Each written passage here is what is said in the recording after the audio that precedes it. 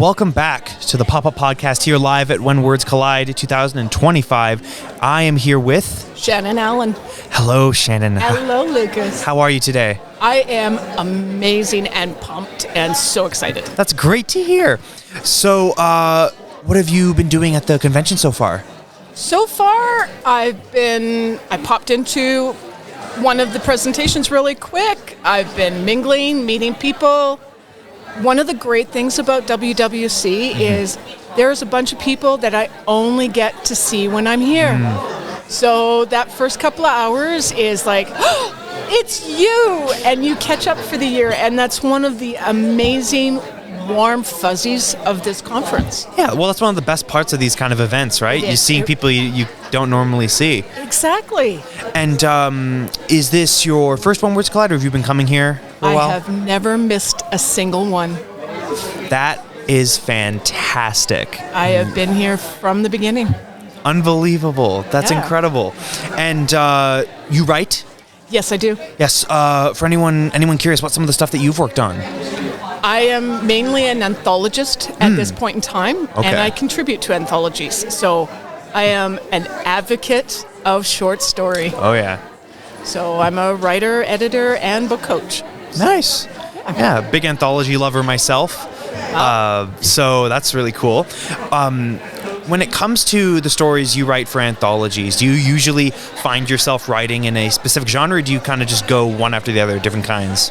I have my particular genres that I like, but the anthologies that I've co-edited and contributed to have all been themed, and we tend to stick towards the science fiction speculative noir. Okay. Oh, speculative noir. Okay. Speculative noir, which is kind of a random outlier out there. No, that's you don't expect that, but that's cool. Yeah. Very cool. The newest one is about librarians in space. Ooh. So there you go. Okay. If that's not a good enough pitch, I don't know what is. Yeah, and it launches this weekend. So oh, very cool. It is amazing, and there are fabulous stories by amazing writers in it. Well, anyone out there who's a fan of anthologies, go give that a go. Libraries in Space, absolutely. Libraries in Space, Librarians in Space. It's an amazing concept, and it was so fun to do. That's fantastic. Yeah. And what got you kind of into the writing space? You know what? I've written for as long as I can remember, and it wasn't until I started coming to WWC that my little writing just for myself in the corner of a living room moved into a more professional, I'm going to really go out there and do this. And so you can say WWC was my catalyst. Well, isn't that fantastic? Yeah, that's unbelievable. Yeah. And you also mentioned offhand that you were a book coach as well. When it comes to some of the stuff you preach, some of the stuff you talk about, what do you usually try and help people with? You know what? I love seeing them have that big aha moment when they're writing and it all comes together. The ideas, the plot, the characters, it all coalesces and they see that big picture. That is one of the best moments as a book coach, is to see that, oh my God, this can be real.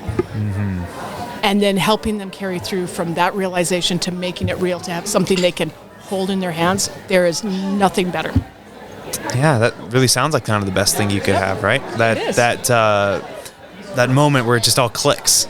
Yeah. Yeah. I mean, that's kind of a universal feeling.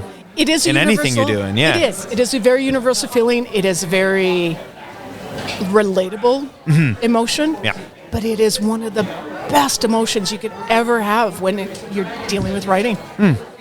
And when it came to your kind of genesis as a writer, you had mentioned that When Words Collide itself was kind of a kickstart for you. Yep. But did you have any inspiration, whether it be a piece of work or an author, that you kind of drew from initially, or still now?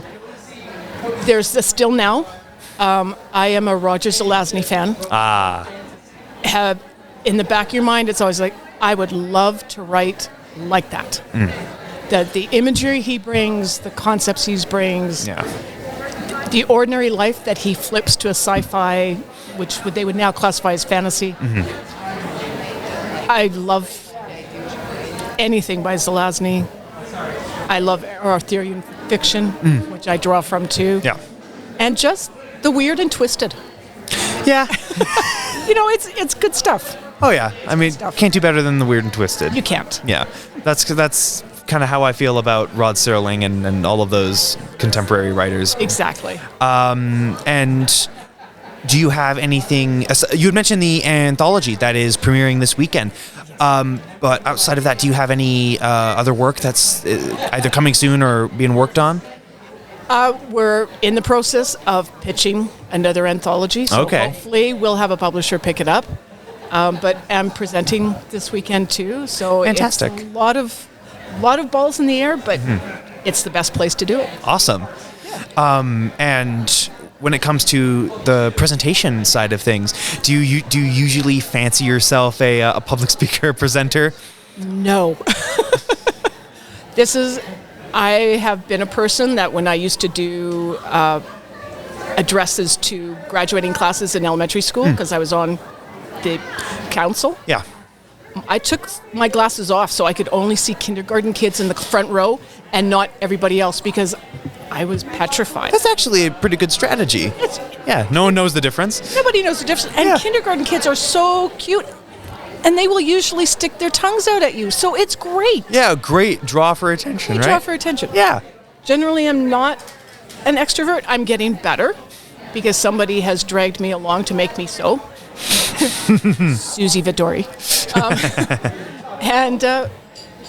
But you know what? This is a safe place to learn to be that way. Mm-hmm. This is one of the best places to bring yourself into a public front. Yeah.